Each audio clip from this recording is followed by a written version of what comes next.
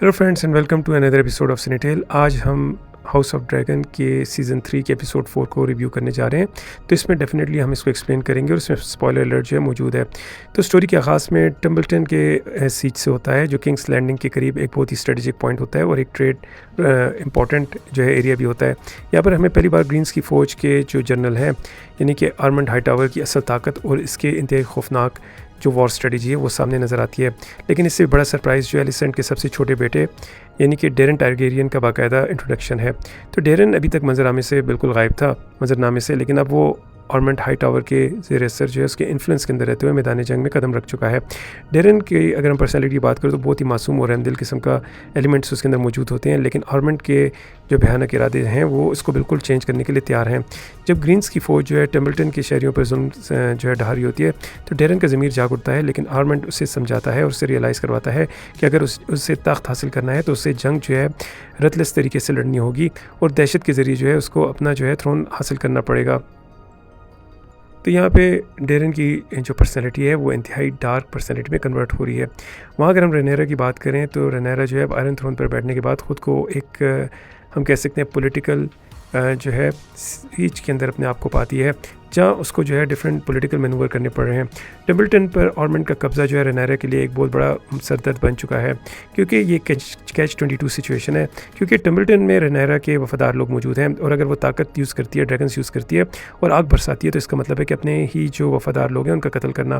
तो यहाँ पर मिसेरा जो है बड़ी चालाकी के साथ उसको एक मशवरा देती है कि अगर वो अपने इन्फेंट्री यानी कि फ़ौज को ज़मीन पर उतार दे तो वो जो है बेसिकली जो है इस इलाके को हासिल कर सकते हैं। यहाँ पर उसको मशवरा देती है कि मास्टर ऑफ कॉइन को भी बेसिकली किसी बंदे को इसके लिए मुकर्रर करे जो शाही ख़जाना खाली होने का सारा गुस्सा आवाम का जो है वो अपने ऊपर ले सके, सो दैट लोगों की जो गुस्सा है वो रेनेरा की तरफ से हट जाए और रेनेरा की जो रेपुटेशन है वो बेहतर हो जाए।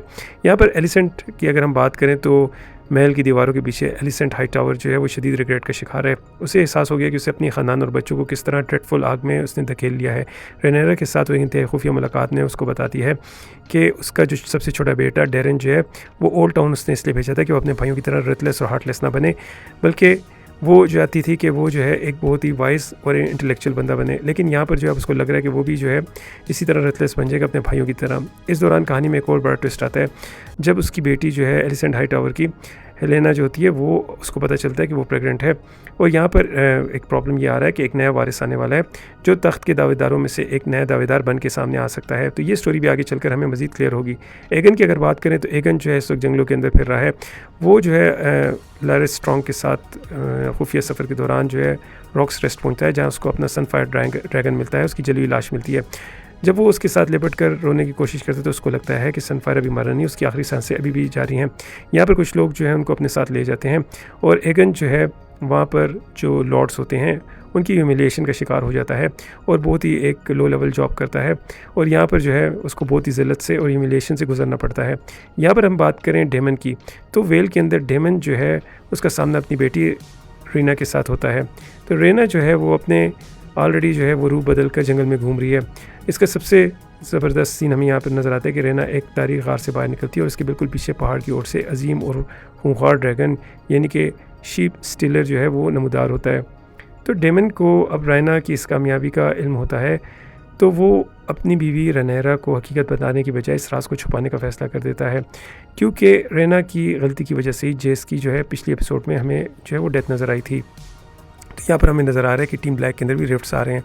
क्लाइमेक्स की अगर हम बात करें तो यहाँ पर क्लाइमेक्स का एपिसोड जो है एपिसोड का जो क्लाइमेक्स है वो बेसिकली ख़त्म होता है जहाँ आर्मंड हाई टावर जो है वो डेरन के अंदर जो मोरालिटी है उसका निशान मिटाने का फ़ैसला करता है।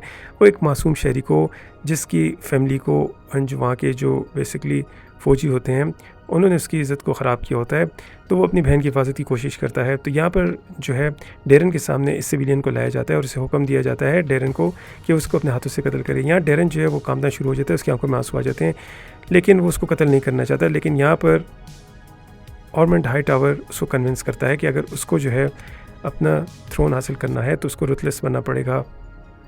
तो यहाँ पर हमें नज़र आता है कि डेरन का ड्रैगन जो है टिसेरियन जो है वो भी वहाँ पर मौजूद होता है। तो आर्मंड हाई टावर जो है वो अपनी शैतानी मुस्कुराहट के साथ कहता है कि नाउ वी बिगिन। तो ये क्लाइमेक्स वाज़े करता है कि ग्रीन सब किसी भी हद तक जाने के लिए तैयार हैं और आने वाली एपिसोड में टम्बलटन का मैदान जो है राख के ढेर में तब्दील होने वाला है। तो फ्रेंड्स, ये थी हाउस ऑफ ड्रैगन के 4th एपिसोड का एक इंतहाई इंपॉर्टेंट एक्सप्लेनर। अगर आपको हमारी एपिसोड पसंद आई हो और एक्सप्लेनर पसंद आया तो ज़रूर हमें अपनी ओपिनियन से हमें इन्फॉर्म कीजिए। Thank you for listening today's podcast.